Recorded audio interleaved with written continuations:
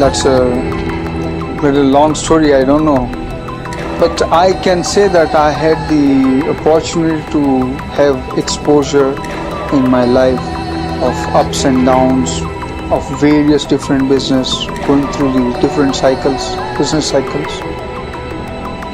If I go back in my olden days, yes, I feel that I don't think any MBAs or any business person gets this kind of exposure like what all I have got. And I got the practical exposure.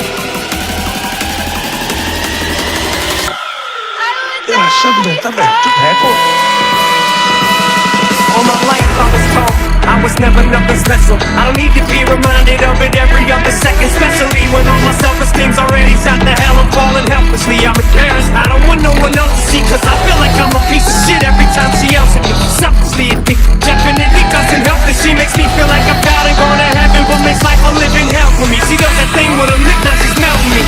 I am quite conscious from day one that we don't want to make anybody to suffer because of our non-payment. Anybody's due, especially any bank will not suffer any money. Ashok Mehta.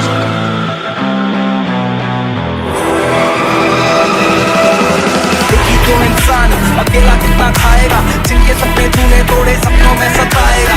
जाएगा जाना है तो सबको, डरता से तू उससे, आसमां के देख ले मुझको, अजवाला चलता मुझ में, यकीन ना होता खुद पर, उम्मीद है सबको मुझसे, लगता है अच्छा ऊपर, जब पैर जमीन पर नीचे, मैं पैसों की लालच तुझको खींचे। And I won't say that I am hero. Let me be what I am, and I am proud of what I am.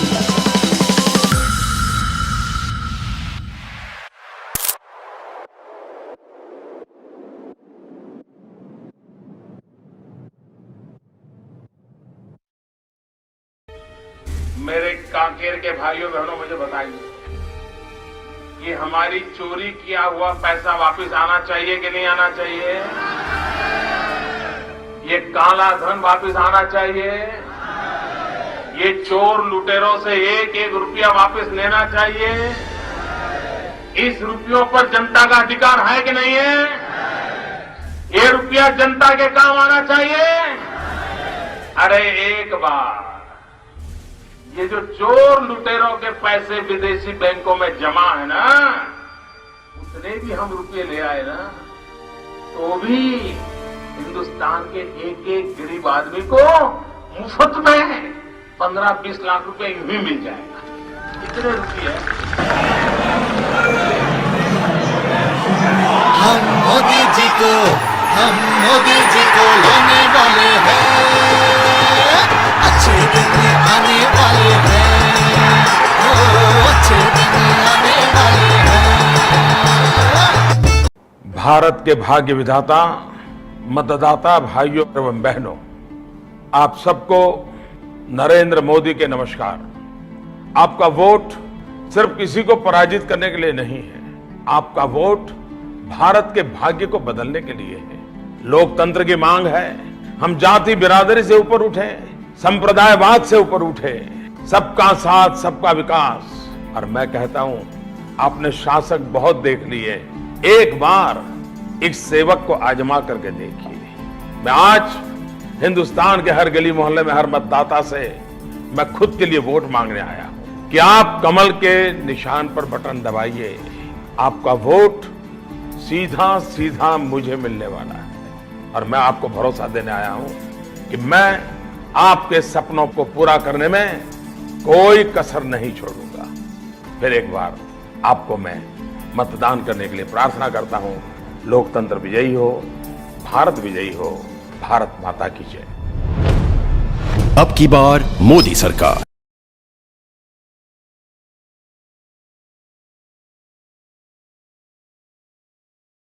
एक बार फिर आपका स्वागत है। अब सीधे ले चलेंगे बीजेपी के नेता प्रकाश जावड़ेकर के पास, जो अपना बयान दे रहे हैं। खुशियां दिखाई दे रही है बीजेपी मुख्यालय में। देखिए, खुशियां, तालियां, मालाएं, ढोल, पटाखे सब एक साथ।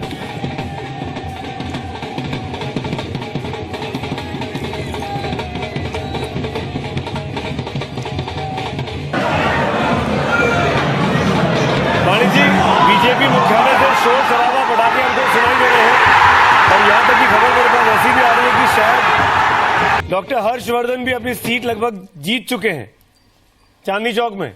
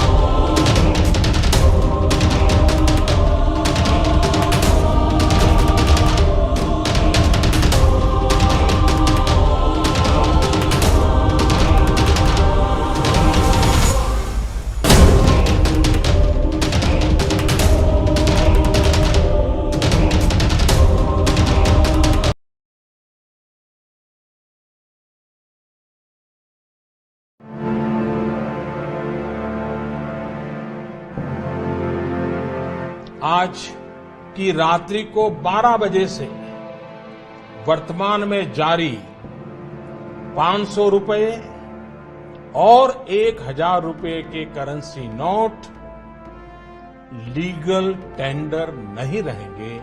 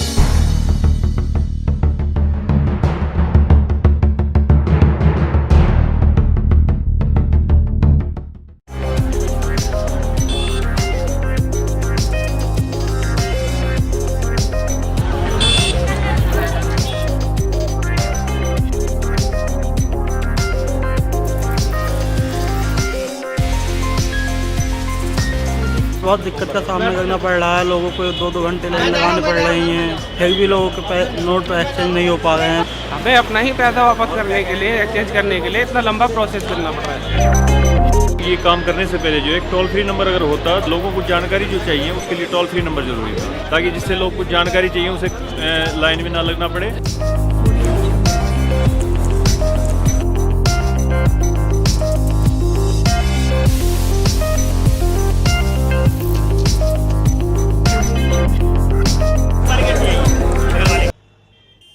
It is cold, really cold. But these men and women have no option but to spend the night out in the cold, waiting in a line outside the Bank of Patiala in the village of Sangrur in Punjab, just to ensure they get some cash at the beginning of the month. मेरी sister दी marriage है 8 ਦਸੰਬਰ ਦੀ ਤੇ ਮੈਨੂੰ ਪਿਛਲੇ ਬੁੱਧਵਾਰ ਦਾ ਮੈਂ ਇੱਥੇ ਆ ਰਿਹਾ, ਮੇਰੇ ਅਕਾਊਂਟ ਦੇ ਵਿੱਚ ਮੇਰੇ ਡੈਡੀ ਦੇ ਫਸਲ ਵਾਲੇ ਪੈਸੇ ਵੀ ਪਏ ਨੇ ਤੇ ਉਹ ਵੀ ਨਹੀਂ ਮਿਲ ਰਹੇ। Punjab depends on cooperative banks to keep its economy in the villages running. But with over 800 such cooperative banks facing cash crunch worse than the nationalized and privatized banks,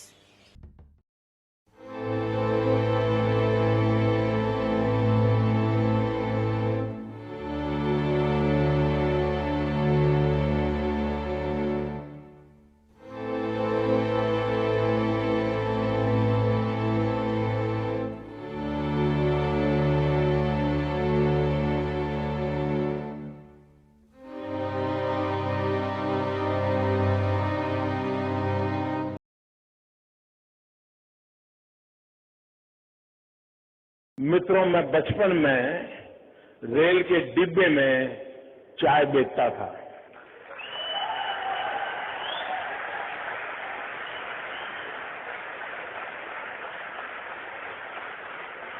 और आज भारत पेट्रोलियम बेच दो, शिपिंग कॉर्पोरेशन ऑफ इंडिया बेच दो, container corporation, बेच दो, air India बेच दो, LIC बेच दो। ये नरेंद्र मोदी सरकार है। सरकार को बेच दो, भारत को बेच दो। भाइयों बहनों, ये मुझे साफ नजर आ रहा है, हम सब ने जनता को लूट लिया है।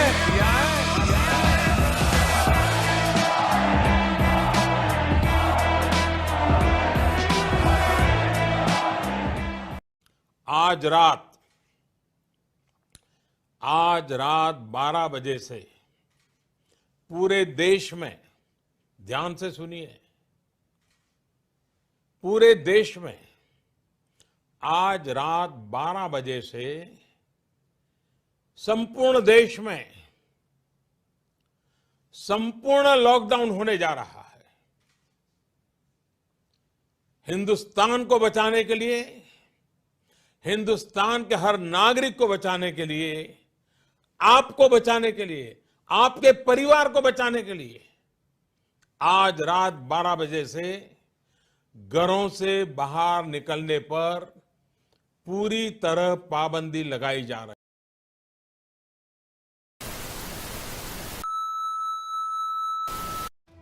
दूध का जला छाछ भी फूंक फूंक कर पीता है। इसका अर्थ है कि जब एक बार आदमी धोखा खा लेता है तो उसके बाद बहुत सोच विचार कर काम करता है। प्रवासी कामगारों में कोरोना के खौफ से भी ज्यादा मोदी जी के भाषण का डर है। घरों से बाहर निकलने पर पूरी तरह पाबंदी लगाई जा रही है। इसीलिए तो प्रवासी मजदूर लॉकडाउन के फरमान से पहले ही अपने घर लौटने लगे हैं। देश भर में कोरोना का कहर जारी है। पिछले 24 घंटों में 1,15,000 नए कोविड मामले दर्ज किए गए। देश में कोरोना के एक दिन में 1,15,000 से ज्यादा मामले आज सामने आए हैं।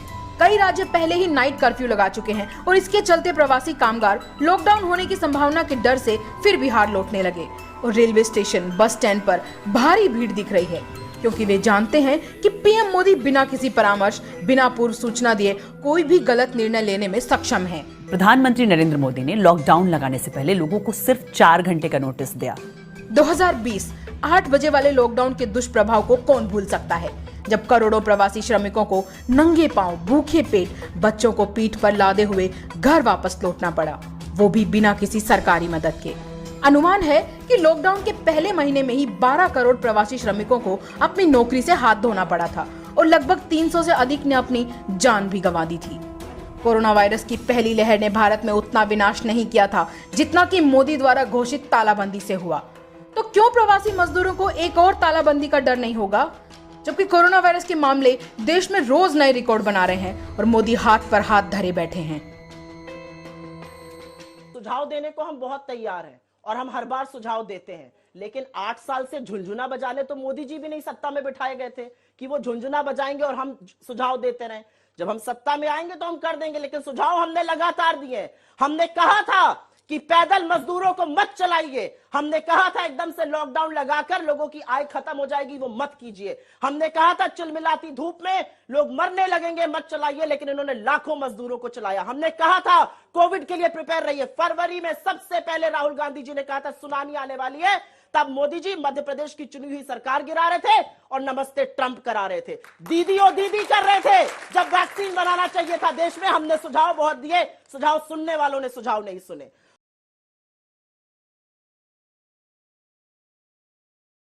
We as a doctor, we as a hospital, we are supposed to give life. If we cannot give them oxygen even, what is the situation? When patient comes to, patient will die. Patient will die. आपको ये जान के दुख और आश्चर्य होगा कि भारत, जो दुनिया के सबसे बड़े ऑक्सीजन उत्पादकों में है, उसी के अस्पतालों में ऑक्सीजन की कमी से लोगों की जान चली गई। मेरी माँ को इन्होंने ऑक्सीजन नहीं दिया, तड़प तड़प के रिकवर हो गई थी। अभी ऑक्सीजन नहीं था तो मर गई, तड़प तड़प के मर गई। हमने कहा ना कि ऑक्सीजन पर्याप्त मात्रा के अंदर पहले भी थी, अब तो और ज्यादा उसको सैंक्शन कर दिया गया। I request you, please send oxygen to us. We need oxygen for our patients. Bharat की प्रतिदिन 7,500 मीट्रिक टन ऑक्सीजन उत्पादन करने की क्षमता है, जबकि दूसरे लहर के चरम पर भी कुल मिलाकर देश के सारे अस्पतालों को प्रतिदिन 8,944 मीट्रिक टन ऑक्सीजन की जरूरत पड़ी। इसका मतलब है कि हम तकरीबन सारे अस्पतालों को ऑक्सीजन दिलवाने की स्थिति में थे, बावजूद इसके लोगों को ऑक्सीजन के लिए तरसना पड़ गया। मैम फादर है मेरे, पाइप लगा हुआ है, मशीन लगी हुई है कि मिल जाए, एक सिलेंडर मिल जाएगी, पहुंचा दे, हम फिर आगे लाइन में लग जाएंगे, लेकिन कोई सुनने वाला, कोई जवाब देने वाला ही नहीं है। ऑक्सीजन की क्राइसिस यूपी के अंदर ना के बराबर है। ऑक्सीजन पहुंचाने के जो स्पेशल टैंकर होते हैं वो देश में 2000 से भी कम है। केंद्र सरकार को ये जानकारी थी और उन्हें ये भी मालूम था कि स्थिति गंभीर होने पर ऑक्सीजन की डिमांड बढ़ेगी। फिर भी पिछले 1 साल में इन ऑक्सीजन टैंकरों की व्यवस्था सरकार ने नहीं की। आपको ये जानकर धक्का लग सकता है कि एक तरफ देश एक एक सांस के लिए संघर्ष कर रहा था और दूसरी तरफ केंद्र सरकार ने पिछले 1 साल में पहले से दुगनी ऑक्सीजन विदेशों में निर्यात कर दी। जब पूरे देश में मरीजों के परिजन ऑक्सीजन सिलेंडर के लिए दर दर भटक रहे थे, तब सरकार ने ऑक्सीजन सिलेंडर रिफिलिंग के दाम पर नियंत्रण तक नहीं लगाया। केंद्र सरकार को ऑक्सीजन उत्पादन के लिए 150 प्लांट्स के टेंडर आमंत्रित करने में 8 महीने लग गए। क्या यह उनकी लापरवाही नहीं है कि अब तक मात्र 33 प्लांट लगे हैं? सवाल यह है कि आखिर क्यों केंद्र सरकार ने पिछले 1 साल में अस्पतालों को ऑक्सीजन उपलब्ध कराने, ऑक्सीजन का रिजर्व तैयार करने और रेलवे की ऑक्सीजन ट्रांसपोर्ट की क्षमता विकसित करने की दिशा में कोई काम नहीं किया। जहाँ पे पेशेंट को जरूरत है उतना ही ऑक्सीजन लगाना चाहिए। 50,000 कह रहे, कोई 40,000 कह रहे। इतना बजट होता तो अपने पति को मैं अच्छी जगह कहीं अच्छे उसमें दिखाती। यदि मोदी सरकार ने समय रहते अपनी छवि चमकाने से कुछ वक्त निकालकर कोरोना महामारी की दूसरी लहर से लड़ने की तैयारी की होती, तो जाने कितने लोग अपने प्रियजनों को ऑक्सीजन की कमी से न खोते।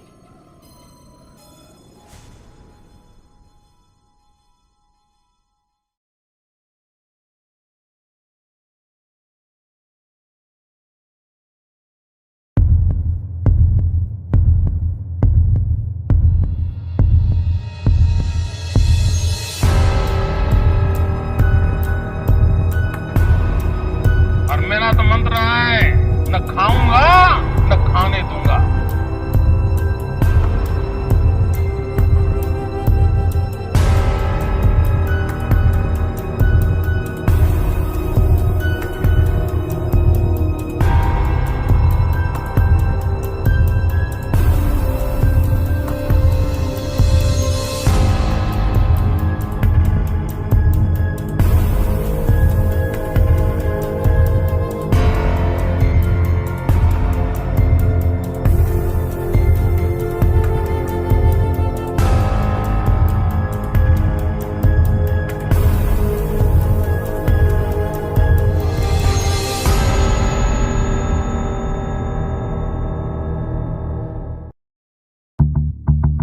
According to a report by the CAG, the Modi government has violated the laws by not giving GST compensation to state governments. Instead, it used the funds for other purposes such as projecting higher revenues and lower fiscal deficit. The CAG tabled the report in Parliament on 23rd September and said that centre violated its own laws in the GST Act and retained rupees 47,272 crore of the GST compensation cess that was meant to be used specifically to compensate states for loss of revenue during the financial year of 2017-18 and 2019-20. The auditor also recommended to the Ministry of Finance to take immediate corrective actions.